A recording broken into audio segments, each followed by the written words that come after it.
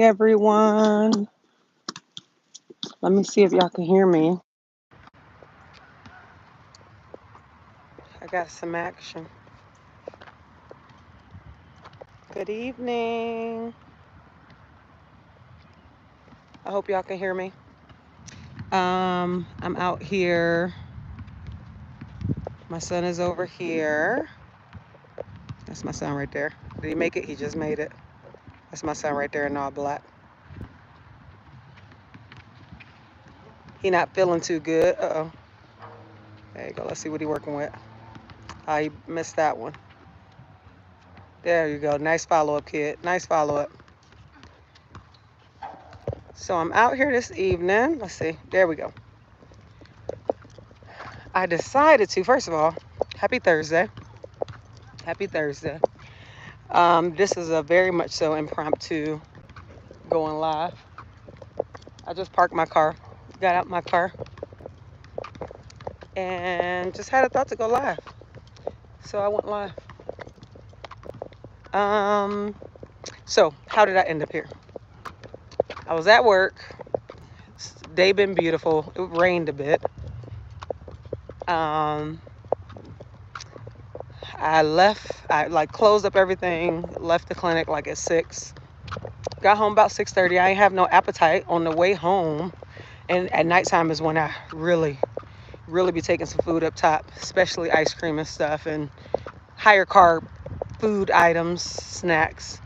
So I was driving home and it was like, I have no desire to eat food, but I did have a desire to come out and enjoy the sun.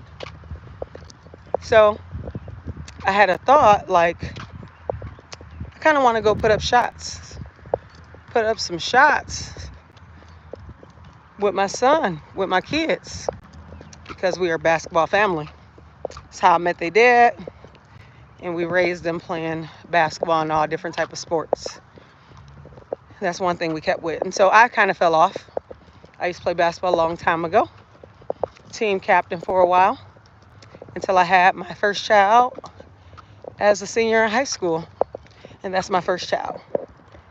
Little big Larry. Let's see if I can zoom in on him. Little big Larry. But I stopped playing basketball because my mom, she told me I had to, because I wound up having a kid early. So I played all the way up until the start of my senior year, and then I had to get home and take care of my son. So I have not, and over the years with their dad, he was in the military for 8 years. And so we traveled around with him, and he played on many different basketball teams. And so we're a basketball family. So when I got home, again, I normally like eat a lot of sugar, high carb foods when I get off work, especially if it's a stressful day. I eat more high carb foods when I'm stressed, and that's what I use to manage my emotions, not in a healthy way. It's just what I gravitate to when I'm highly stressed. And so instead of getting off work and grabbing a pint of Ben and Jerry's Cherry Garcia ice cream, or going to eat a high carb meal or a fast food meal, I had no desire to do any of that. And something just said, go put up shots with your son. We live right across the street from a college that has a nice park and a nice basketball court. So that's what I decided to do. Come on out and go for a stroll. So you see all this greenery behind me, the forest over there. So it's a nice spot to walk. We pulled up, and I'm thinking I'm about to go have some fun in the sun with my son, put up some shots, and we pull up to the court. Now, mind you, he's sick. And I'm like, okay, at least 30 minutes. So at least I get out, because I want to start getting into this whole thing. It's called, I don't know if y'all heard about it. It's called Hard 75. But I just learned about, so I heard about that a little bit ago, but I'm like, I can't commit to 45 minutes. Oh, shit. Sorry, y'all. It's a dog. It's a dog. It's a dog. Oh, y'all heard me curse. I don't mess around with dogs, and this is why I do not come out walking. It's a fear of mine, being attacked by a dog. Sorry I said the S word, y'all, but I see a dog. But I also now see his owner. So I don't mess around with dogs like that. So I'm standing over here, and his owner can get him, because for whatever reason, people who own dogs don't think that dogs will attack you just because they don't attack the owner. But that dog don't know me, and I don't know him or her. So I need the owner to get his dog. Okay, but I'm not gonna let that stop me from walking and enjoying my walk in the park. On the inside, I'm all shaky because being attacked by dogs is real, and it's a real fear of mine. So I need to calm myself down, y'all. In real time, y'all got to experience that with me. I am shaky. And that dog still ain't got no damn leash on. And that owner just walking, trailing behind him. I walked over here because there's people with a car. So if push come to shove, I will jump in that truck. You hear me? I will jump in that trunk and close the lid. And that dog can have fun with other people. But I saved myself by any means necessary. I will jump in a stranger's trunk to protect myself. Okay, back to what I was saying. So I came to the park. My son not feeling good, but when I told him, let's go put up shots, he was all for it. And then we pulled up, and it's a whole bunch of guys out there playing basketball. So I'm like, I done lost my son. My son about to go play with other people. He ain't gonna be thinking nothing about me. So I'm like, let me go for a stroll. And then something said, why not go live? So here I am. I'm ending up live with y'all because I had the thought to do it. It was a good idea. And so I figured I'd take y'all for a stroll with me. Since it's just me out here in the great outdoors, a dog that's not on a leash, and some other people. So this is what we doing. But anyway, is anybody out there getting moving? Are y'all at home relaxing on the couch after a hard day at work? Or are y'all out here getting y'all body moving? Let's see. Hi, peoples. Hi. Is anybody moving? Anybody getting their body moving? If you haven't, I would encourage you to get your body moving.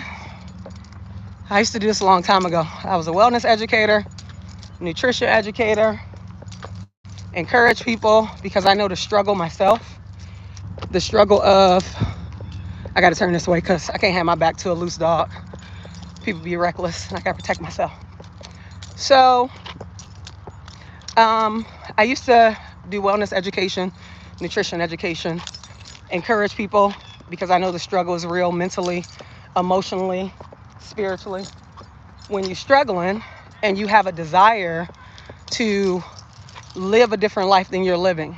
So for someone like myself who has struggled with their weight on and off throughout their life,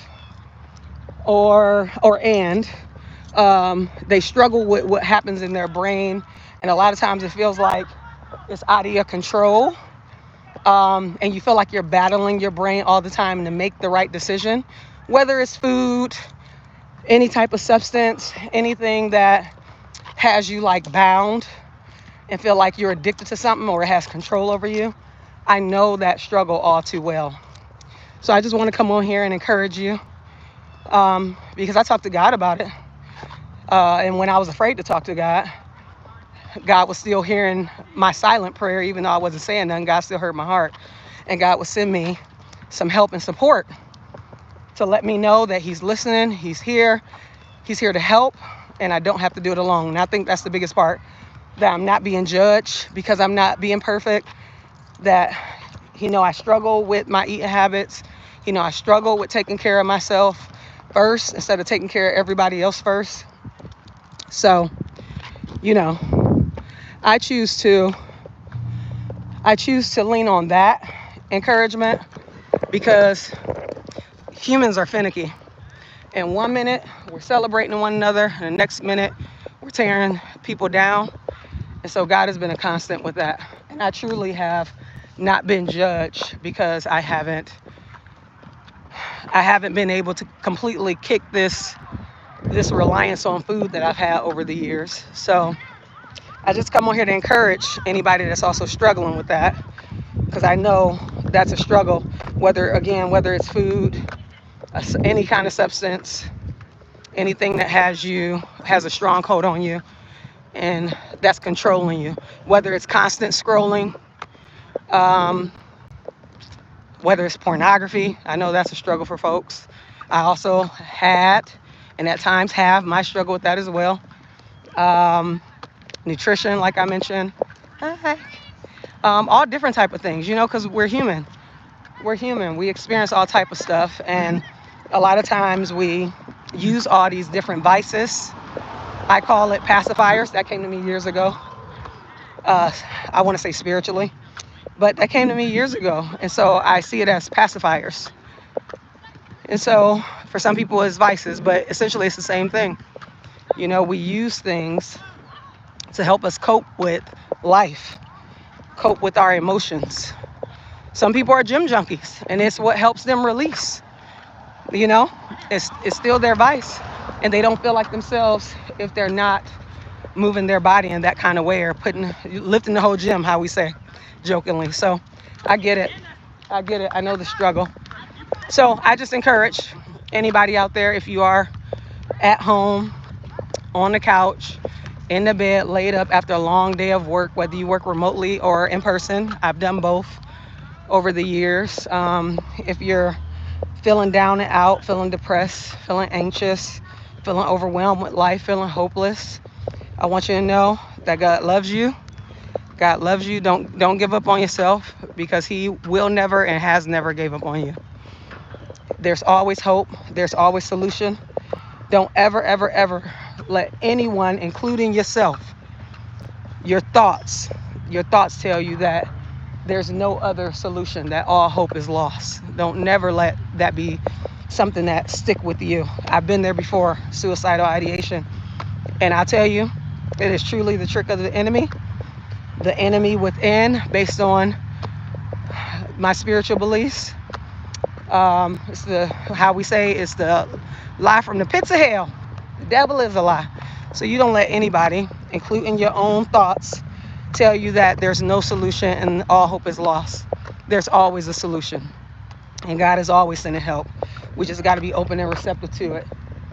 And sometimes it's going to cause us to change how we show up for ourselves first, for us to see that God's been there all along and the solutions is right there to help us. So just don't give up on yourself. This comes to me because I've experienced it. This is something I experienced when I was deep in depression. And I'm often reminded when, like this past week or last week, a patient came in and she was sitting there crying in the clinic in the lobby area. And I was in the back the whole time doing my work. My office is in the back of the clinic. And I just walked up and I was just checking periodically when I've had enough of looking at the screen or being on meetings or just going, switching tasks, processing, identifying solutions. I take breaks, mental breaks. And the way I take breaks is to rejuvenate my spirit, rejuvenate my energy levels. So I go up and I talk to people. For some of us, they consider us that are like that. We're extroverts, where you pull your energy from people, or you get filled. Your energy, your cup, get filled by engaging with people. And so I went up to the front, check in on my front staff, the medical office specialist, and I just saw this patient was the only one in the lobby, and she was crying. At first I couldn't tell if she was crying, but she was crying. And my staff member up front, she confirmed that she was crying. And so, just making sure, because I'm over here now, walking by the woods. She was crying, and I was, my instinct, how I am, I can't stand around and watch somebody hurting, I have a deep desire to help people. deep desire, feel like it's a calling to help people. So I eventually went over there, and lo and behold, I just asked her, is everything okay? And then she broke down and started crying and told me that she was having suicidal ideation. She didn't use those words, but that's what it was. That she felt like she don't want to be here anymore because she felt like she's a burden and she don't know what to do, and she need help, and she's ready for help now, whereas she wasn't before, and she just don't know what to do. So feeling hopeless, feeling like the easiest way to make all the pain go away, all the chaos in the world go away, is by taking her life. That's a lie. That's a complete lie from the pit of hell. You hear me? A complete lie from the pit of hell. That won't take the pain away. Those issues still exist. Those issues still, you're no longer here, but now a new level of pain is here. That doesn't resolve anything. That's exactly what the devil wants you to think, that there's no hope. And that the only way to solve the problem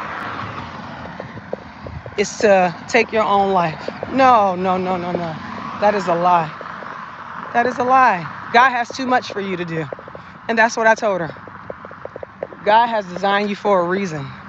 You were not a mistake. He has too much for you to do in this world. All of us. He has too much for us to do in this world. And letting anybody make you think, including yourself, including your own thoughts, letting you think that you are the problem and the only way to solve it is for you to remove yourself, is a lie from the pit of hell. And we got to cast that down. Cast it out, cast it down. Because he wants you to pluck yourself out. He can't do it. He don't have that power.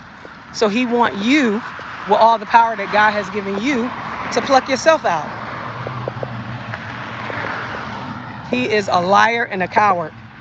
Do not believe those false narratives that he placed in your head or he placed in other people's head to spew to you. You are worthy.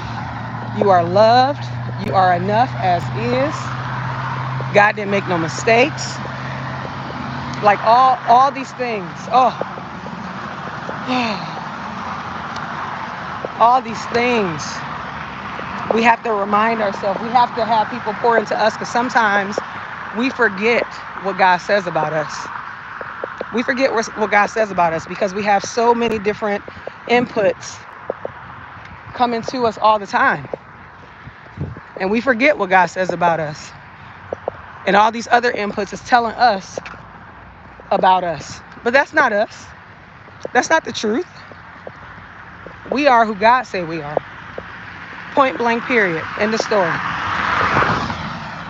It doesn't matter who says what online, who says it about you at your job. I've experienced that as well.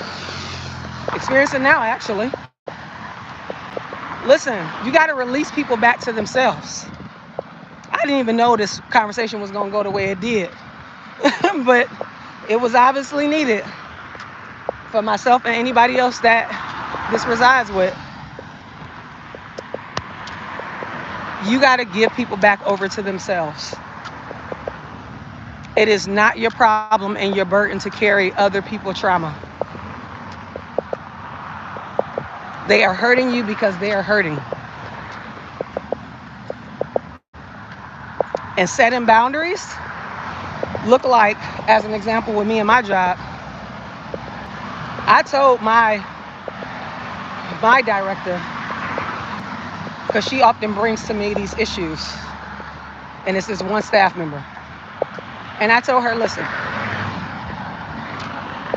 one thing I don't do is I don't deal in drama. I don't deal in BS. This work that I'm doing here is purpose work. What I do in healthcare, it is something that has been born and bred inside of me since I was a little girl. It is caring for people. It is improving the health of people and communities and nations, right? This is deep in, deep within. So I'm not here to mess around and play around with anybody drama. Anybody issues. How people feel about me is not my concern. And that is hard because I have been a people pleaser since I was younger as well. Because I love to help, I'm empathetic, empath, how do they say? But listen, I am learning to say to hell with that, because it's being a people pleaser is a lose-lose situation. It's a lose-lose situation. People are only for you when you are doing things for them. But when you do things for you, you're a problem. So no, you have to put yourself first. I seen something, it was a video that came across, and it said, self-care is not selfish, it's self-full. Now we heard that, especially it was trending during COVID. It's not selfish, it's selfless, but I haven't heard the one, it's self-full. I like the self-full. Self-full because full, that part. You gotta fill your own cup. You gotta fill your own cup. We heard that too. So I like the self-full. Self-full, self-care, self-full. You gotta take care of self. You cannot try to satisfy everybody. So back to the point I'm making, you gotta give people back over to themselves. You can't, and this is also from a fixer, you can't fix people. You can't fix people. Any fixers in the house? Any fixers in the house? Here's the problem with trying to fix people. You trying to fix people because your heart is in the right place. You got great intentions, but you're trying to fix something that you didn't break, something that's broken within them. Only God can heal in due time and when they're ready. Hardest lesson I've learned in my life. Hardest lesson I learned in my life. Because what happens to us fixers and us helpers, even though we have great intentions, we think we can love somebody through it. We think we can pray somebody through it. We think we can cast out things through it. Cast out demons, I should say. We think we can be the example. We think time will do it. Nothing will fix something that's broken within someone unless they are ready to receive it. And it won't be from us. It will be from God. It is a change that happened. I have seen it. I have seen it within myself. I've seen it within others. And if we keep continuing to fix, and I've done this, try to fix and try to run after that high of fixing things in people, what I experience is trying to fix something that's broken within somebody else will eventually break you. It will eventually break you. And I had that experience. Had a mental health breakdown as a result. Trying to fix others. And something within me, it was too much. Their brokenness broke me. So I encourage any of you fixers out there to release people back to themselves. And the best thing you can do. I haven't been here in a while. That was a nice little walk. Look at that, 23 minutes. The best thing you can do. I used to take my kids here a long time ago. And it's a lot more people out here now than it used to be. Look at that. It's a nice park. Nice park. Now we live right across the street. But I've been afraid for so long as a result of having my breakdown. I became afraid of everything, including going outdoors and exploring, doing what I love to do what makes me me. But the only thing that will fix people is their willingness, their desire to want to repair that part, to want to first be self-aware and get the help and guidance from God. But we can't do it. Oh my goodness, the ice cream truck. I haven't seen one of those in a while. Look at this ice cream truck. I even hear the music in the background. So you got to release people back to themselves and not carry around their issues as yours. Ooh, and it's been so hard. It's been so hard. Especially for those of us that our brains just go. So having ADHD, and I didn't know I had it until I got diagnosed a couple of years ago, 2 or 3 years ago, as an adult. But having ADHD, OCD, And PTSD, those are all overthinking disorders. I mean, that's a part of it. Like you overthink, you're in your head a lot. And so I often have to like tell myself, let it go, let it go, let it go, let it go. Mel, what is her last name? I always forget her last name. But she's a very popular podcaster that I've been following for maybe a few years at this point, or probably close to a handful of years at this point. But her latest book and all her podcast materials right now are talking about let them, let them, let them. I have not read the book, but I've seen the majority of her podcasts. And here's the alignment. Here's when I say God comes, God listens, God knows what's going on. Here's what happens. Literally before she released that book, I had already been receiving internally that I need to release people back to themselves, release me from other people, the expectations, the need to fix, right? All of the things. And to let it go, to let them go and let God take control. Because as fixers, we often put ourselves in God's position. It's not our role to try to fix people. Again, people have to have that desire, they have to have that self-awareness, and through their relationship with God, as God reveals them to themselves, I've experienced this, God put that mirror up and reveal you to yourself. Then if you have a desire, you will make those changes, but we cannot fix one another. It's not our role. And so I was receiving this message of let them be, let them go, let them go. I'll take care of it. Because when God changes people, they're changed.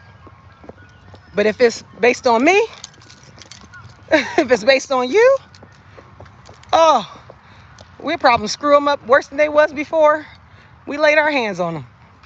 But most importantly, you'll tear yourself up in the process trying to fix somebody. So I'm going to tell you what I received and what has been confirmed by now everybody talking about let them. It's very trendy right now. If you haven't seen it, I'm sure most of you have, but if you haven't seen it right now, the trendiness is to let them. Let them be, let them go. Release people back to themselves. It is not our job to heal them. They have to do that. Now, we can play a part in their journey, but only when they're ready. Only when they're ready. Look at that. So beautiful. I haven't been over here in years. This has been a very nice walk. And for those of you that have popped back on and off, hey y'all, hey. And those of you who will see it later, hey y'all, hey. Come on and get out here. It's actually a very freeing walk. And I didn't start my watch. Hold on. Let's see. Is it telling me to start? This thing haven't even been tracking me. Also, I didn't start it, but every now and again, the Apple Watch will start, and it'll say, "Do you wanna capture this walk?" Hopefully, my phone captured it. The health app on the iPhone. But listen, you got to release people back to themselves. You got to let them be. You cannot control people. And no matter how good, this is the hard part for those of us that have good intentions, we have good hearts, we just want the best, we want to improve things and systems and just make it a little bit better than how, leave it better and make it better than how we received it. When it's our time to depart from that thing, we have good intentions. We're good people. We're great souls. And we're needed in this world. We are needed in this world. We have a place. And it's a reason why we are in these systems and structures that feel very toxic. Who am I talking to? Because I know my experiences over the years. These workplaces and systems and all these places, even sometimes churches, these places feel very toxic. And it feel like, am I the only person who wants to see this thing better? Am I the only person who sees how dysfunctional this thing is? How toxic this thing is? And how you are allowing toxic behavior to continue to poison the work culture, to poison systems, to poison churches, to poison the world. So sometimes when you are it feels like the one person in those situations that have good intentions and want things to be better, and it feel like everybody around you, it feels like, it's not, but it feels like everything is coming up against you. Everything around you is just negative, and you feel like you're under attack. I am learning that you are, but it's not necessarily by the people. The people are just being used as puppets. Their brokenness is being used as puppets. It's not really the people, it's the spirit within. It's their unhealed and their broken places. And so you are, but it's a spiritual attack. It's not a human attack. And that's why they say, what is that scripture? The battle is not with flesh and blood. We're not really battling each other, even though we're killing each other. Senseless killings, whether it's by way of gun violence or it's by way of greed. I see it so much in the healthcare space. I see it so much in the public health space. We are killing one another. People are dying early, unnecessarily, as a result of greed. As a result of greed. I'm going to keep saying that. It is about greed. Okay? So much is happening to us where we are dying. Us humans are dying early due to greed, due to selfishness. So I'm in healthcare to improve those spaces. I've been in healthcare since I was 18 on and off. I've done other roles. I even been in education, which I enjoyed. But I am an educator by nature. I am an advocate by nature. I am a disruptor by nature. So I don't go in spaces just to be in spaces. Now, like I haven't always been aware also. I haven't always been aware. But when I became aware, that's when the attacks happen. This stuff is real. The stuff is real, but we don't see it because our spirits and our minds isn't open to it because we're distracted. So I really try not to take it personally when people say things about you that aren't true to who you are, to who you know you are. We know who we are.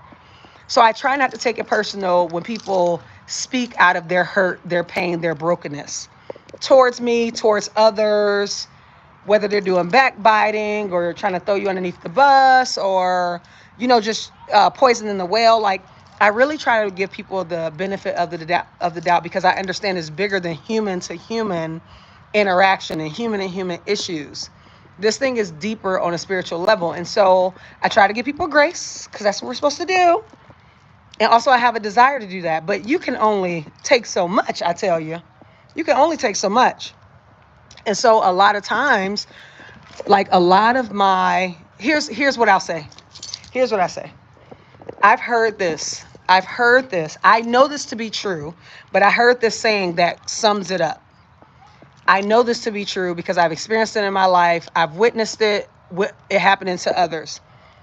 The thing that causes humans the most pain in this world is the spirit. Well, they say humans. Humans cause humans the most pain in this world.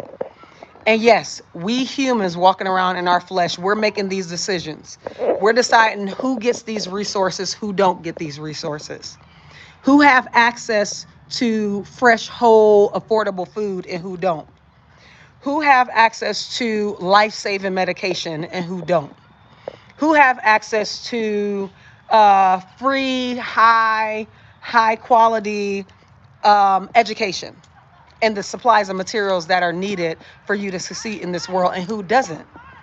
Who has all this greenery in their neighborhood and they can feel safe, other than when people have their dogs off the leash roaming around. They can feel safe with a whole bunch of greenery around their neighborhood, and who don't. Whose neighborhood is completely filled with abandoned houses and buildings and tons of concrete and drugs and alcohol, state liquor stores all around, convenience stores all around. Fast food, flooded with fast food. There are people, humans are doing that, but it's the spirit within that is leading those decisions, that are leading that mentality. They're not operating with the right spirit. They're not operating with the right spirit. It is truly not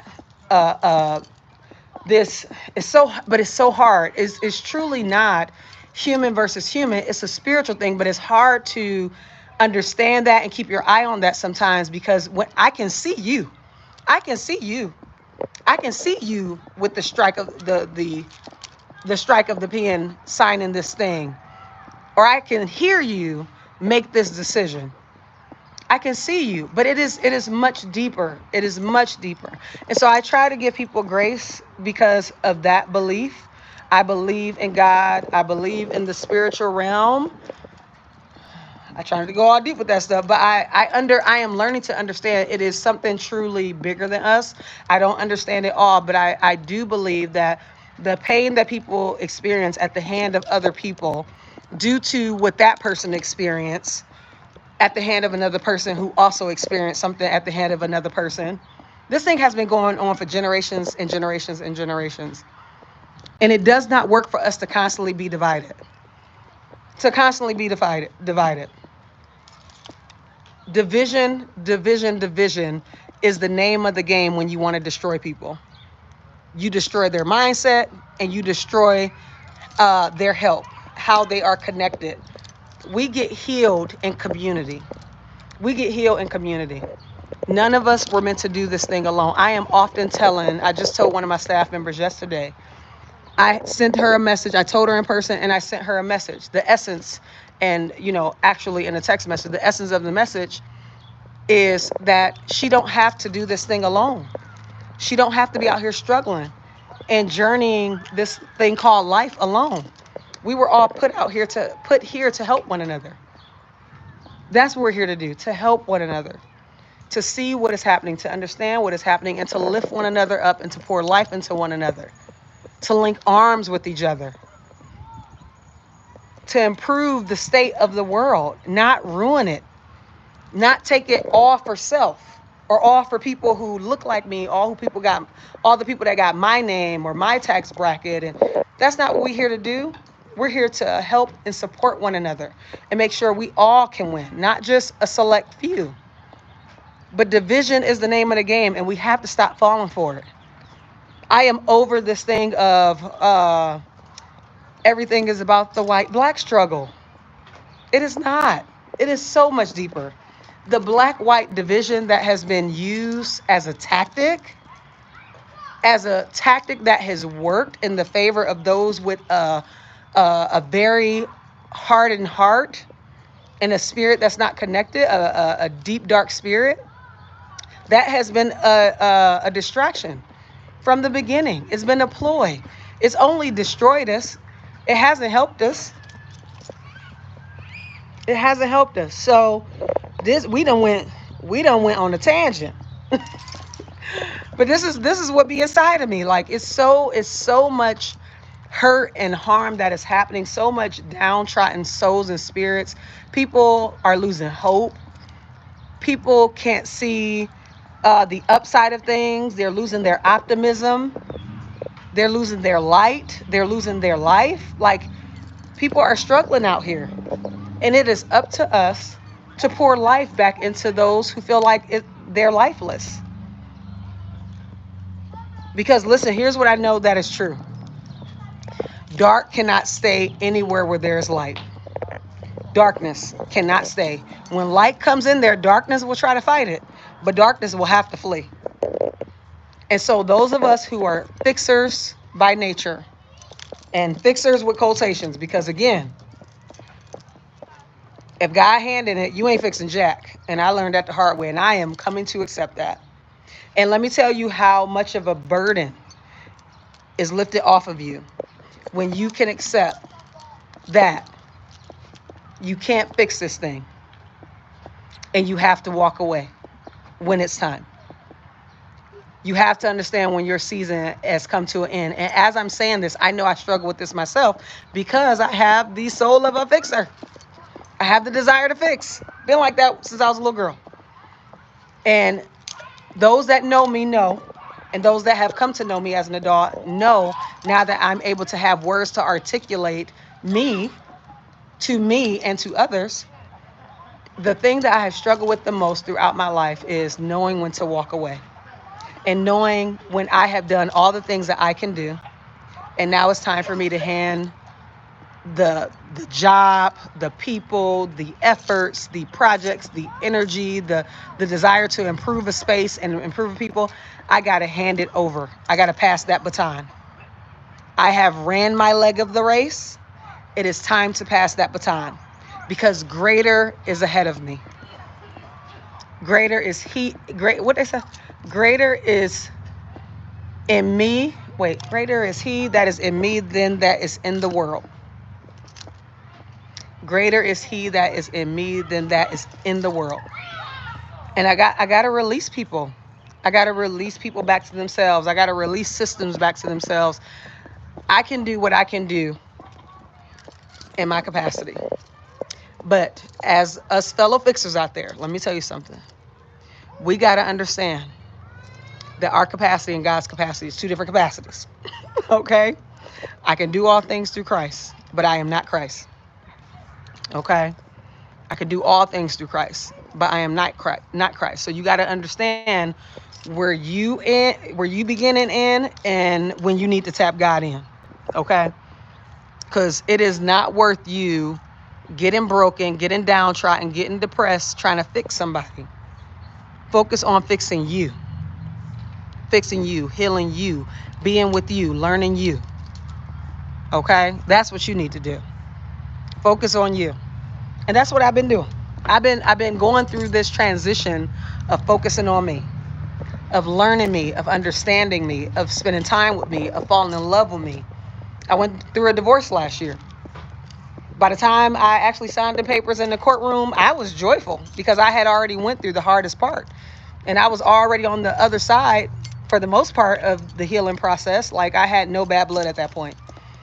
But this part of the journey, this leg of the journey for me that I need to spend more time on is loving on myself. Putting all this energy and time in myself that I normally put into others, helping them be their best self. But those of us who have this heart of helping people and fixing people and supporting people and loving people and being empathetic towards their needs, we often put ourselves last. And sometimes we're not even in there at all. We haven't even placed in the race at all.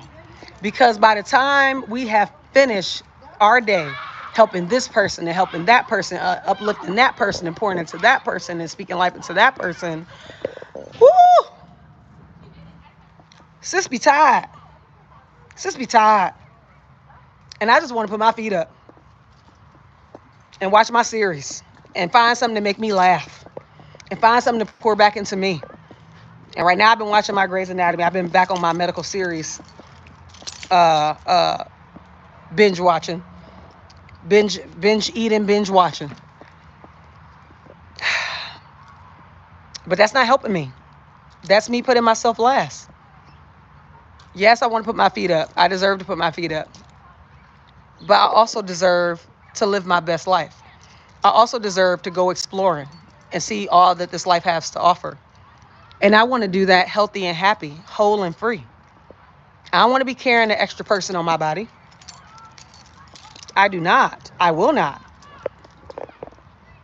So I love me a good couch session. I love a good couch session. But more than a couch session, the couch and food and TV has been my go-to. It's been my way of escape and not really dealing. It was my version of processing, but I wasn't really processing. I wasn't really dealing with what I was experiencing. But over time, I've been getting to it. So I'll do a little bit. Things get overwhelming. I go to the ice cream. I go to the higher carb food. I always go to my TV shows, things that just let me escape, you know. But it's not help. It helped me the way it needed to help me. It helped me survive when I needed to survive. But how they say, like, the things that help you survive was needed during that season. But now it's time to transition and move to those things that help me thrive. And that's where I am right now. I'm in that space. where I have a desire to thrive, to go to the next level, to do all the things that my heart desire. And the number one thing I want to do is travel, honey. I want to travel. I want to help people and I want to travel. And if I can travel and help people at the same time, golden ticket. Willy Wonka golden ticket. You hear me? So yeah, that's what I have a desire to do. Travel, help people, and then move on to the next. Travel and help people travel. Like, that's how I want to spend my life. I want to be out here exploring all the things that this life that God graced me with has to offer. Okay, and I cannot let. I told my mom this during Mother's Day weekend. We were sitting eating brunch, like, because we both have our version of fear, and fear has been running rampant in my family for generations. And you know, the mental health struggles that we have in our family as a result of the trauma that we experience and the addiction that we have leaned on due to the trauma that we experience and the fear that comes as a result of the trauma that we experience and the mental health breakdowns and the addictions. Like, that has been running in my rampant in my family for years, and I wasn't 100% aware or associated with mental health. I knew addiction very vividly at a very early age. I knew dysfunction at a very early age. When I tell you I have been trying to be a fixer since I was a little girl, it's been there. It's why I became the perfect target for ungodly things to happen to a little girl that shouldn't happen, and things I got caught up in and with myself, and then things that I did to others as a result. Like, it ran rampant in our family. Dysfunction, sexual abuse, incest, drugs, alcohol, tons of partying. It was a lot of that. It was a lot of that. So I grew up in that space. So that stuff was very evident to me. I didn't understand the mental health component as a little girl. And it wasn't until I got older and I had my first Psych 101 class where it was like, that's what's happening with the brain. I want to fix it. And the first person I try to fix, he know who he is. He know who he is. 20 years. Listen. But the reason why I showed up in that way, because I had unhealed, broken parts in me. So my fixers, become self-aware of why you have this desire to fix. What's going on with you? What's going on with you? Because you're using that. That's the way you view yourself in this world. Because most times we become fixers to help other people because we went through things and nobody helped us and we needed help. And so we then became the helpers, the fixers, to stop the pain, to stop the dysfunction, to stop the hurt, to stop the manipulation, to stop all the bad stuff that happened to people, because nobody was there to stop it from happening to us. And we took on that charge. But let God help you with that. Pass that baton, sis. Pass that baton, bruh. I ran track for one race, the 400. Didn't make it all the way around. Okay, caught a cramp and gave up. But my kids, they know how to pass the baton. Sometimes you got to pass the baton. You have run your leg of the race. Pass that baton. Tap somebody else in. Get help. We're not meant to do this alone. Social isolation is real. Mental health struggles is real. Trauma begets trauma until you are open and willing to get some help. You got to be open and willing to get some help. And I just challenge those of us that are fixing and that want to help, that we just take a moment, take a beat, and just do a self-check, a little self-assessment, and figure out, what is it? What is it? Why do you have a desire? And is it working? And are you risking yourself? Are you risking your health? Are you putting yourself last as a result? Is it helping you as you help others? And I have to often come to this myself because I often put people first. So today was a win. Was a win. I hope y'all join me tomorrow after work, because I start this thing on Fridays called Club Win. Club Win. All I do is win, win, win, no matter what. Club Win on Fridays after work. This is a part of my helping and my fixing. Not necessarily fixing, but this part is more so like loving. loving on one another, because I see so much of us being downtrodden and beating ourselves up, and people try to beat us up, and people try to come up against us, and spirits and all that. So you got to celebrate yourself. This thing called life can be hard. So we're going to celebrate ourselves every Friday. I need to get some props so we can have a good time and dance. I used to party. Y'all. I became a complete shell of myself, and my name is Michelle. Shell became a complete shell of self. So I gotta get back to me, and I've been on this journey of getting back to me. All the things that I felt real bad about, that I lost, it felt like a loss. All of that stuff was being removed for me. They say things aren't, Tony Robbins, things in life aren't happening to you. It feels like that when you're going through it. But the things you go through in life is happening for you. It's all happening for you. And I know it's so hard to understand it when you're in it. You're frustrated at God. Why did you let this happen to me? Trust me, I've said it. I've screamed it. I've cried it. Sometimes I couldn't say it because I was afraid of the reaction I would get. That's a part of my OCD. I have OCD, religious scrupulosity. I'll dive in more with that. But as a result of that, I'd be afraid to say some things and even think about things, because I know God can hear and feel and see it all. But that's been in my heart. It's come out my mouth at times. Like, why did you let this happen? And why won't you change it? You have the power to do it, to fix it, to stop it, to repair it, to heal it. But I am understanding that we go through these things, not because God wants us to go through it. We do this to one another because the spirit within, so remember that, the spirit within, a lot of us have tormented souls. A lot of us have dark souls because of what happened to us, and we're carrying it around with us, and it's being used as a weapon. But I lost my train of thought. That's because I got from my thinking woman position. I'm right here. I got my thinking woman position going on. But we have to release that stuff. We got to release it. I don't know where I left off, but I'll pick it back up. It always finds its way back around. Oh, I was talking about me, being frustrated. You want God to take it, and it feels like, why is this happening to me?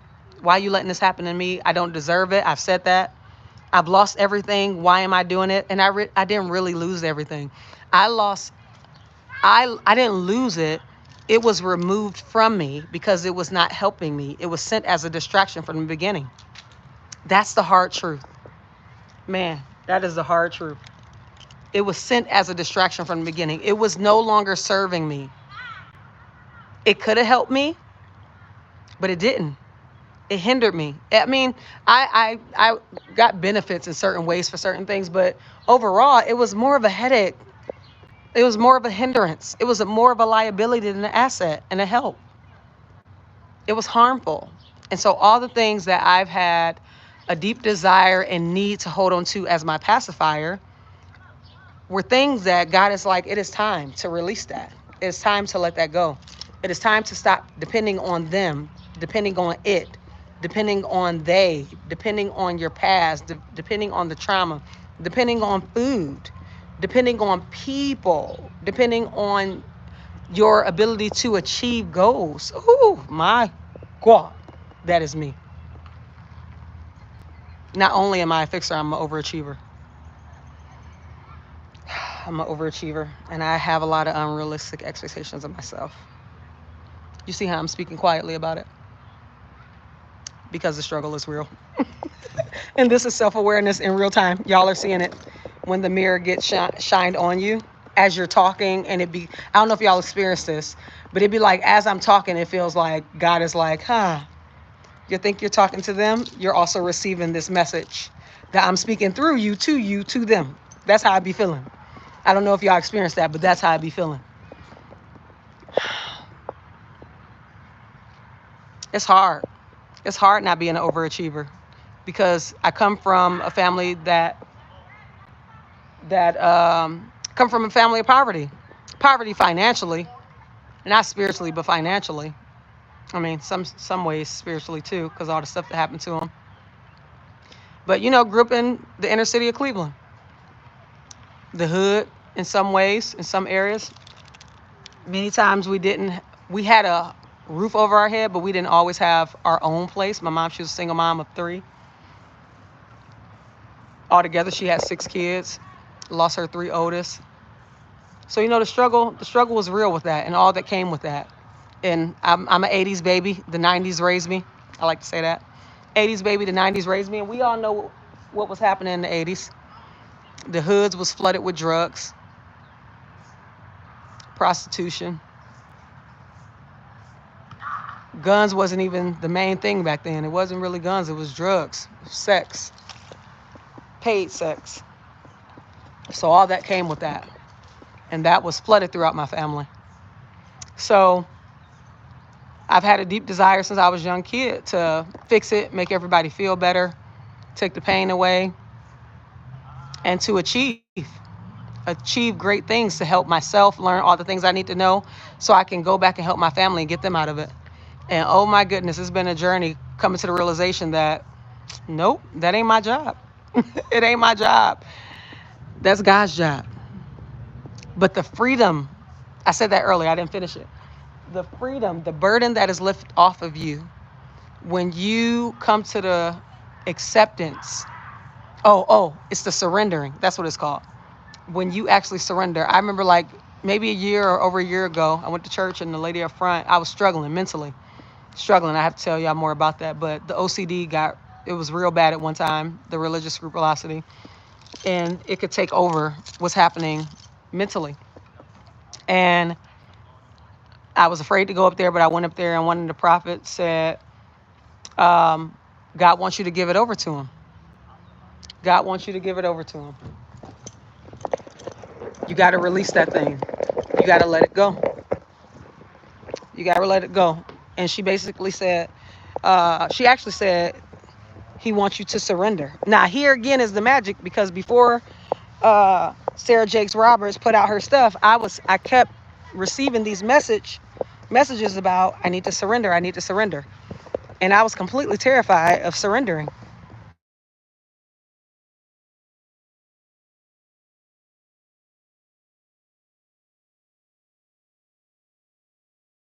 Have this, you start changing and you become like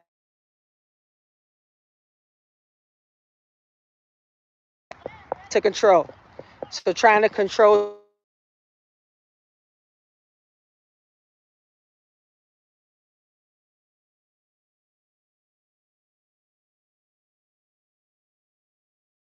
my son keep calling me. Call me regular, so I'm gonna have to get up off of here. But the need to control is a thing too. So you gotta release that control, had to surrender. And by me surrendering slowly over time, because it's a process, it releases so much off of you, you don't have to carry it. It was never meant for you to carry. It was God's burden, and it was God's problems to carry and to fix for us, on our behalf and for others. It was never our job to carry it. It was our way of coping what happened to us, our way of coping with the trauma and processing and dealing with what happened to us, or not dealing with it at all. But our need to control was because we didn't have the control when that stuff happened to us. So we got to surrender that thing, fixers. We got to release people back to themselves. We got to release all the things that we're trying to fix back to God. And I've been hearing this a lot over the years. We got to learn to partner with God, because God is truly here to help. You might not be able to see God physically like this, but you see God through his children, through his works. You hear God through his children and his works. God has been teaching me how to know his voice, how to know his character, and how to know his hand when he has his hand on us in situations, and knowing when it is our time to release control, surrender it to him, and let him do what he does, because only God can do it well. And we're here to partner. So I'm partnering with God. I'm not carrying it. I'm giving people back to themselves and all their raggediness. Okay? Because sometimes people can be raggedy. They can be rude. They can be disrespectful. They can be condescending. All different type of people. Sometimes they're related to you. Sometimes they're strangers. Sometimes they're colleagues. Sometimes they're your kids. Okay? Can I get an amen? And truth is truth. Sometimes humans can be rude and mean and nasty. And so sometimes as a joke, I'll be like, all right, God, I'm giving you back your kids. That'd be my funny way of saying of my let them or let it go. It's all right, I'm giving them back to you. Because I can't even. I don't know what to do with them or the situation. But I know my intention is good. My heart is good. So I've been on here for a long time. I did not think I was going to talk this long. But I've had a great time with y'all. But now I got to go. Join me tomorrow for Club Win. I'll probably go live between 6 and 7 and just celebrate, do some fun stuff, have some props. So come join me on this channel, Michelle Lives Well, from 6 to 7 or something like that, at 6 or 7 or in between that time, 6, 6:30 or 7. Club Win, and let's celebrate. Share all your wins, small and big. All right, until next time, until tomorrow. Live well, get yourself moving, put yourself first. You deserve it. Bye, y'all.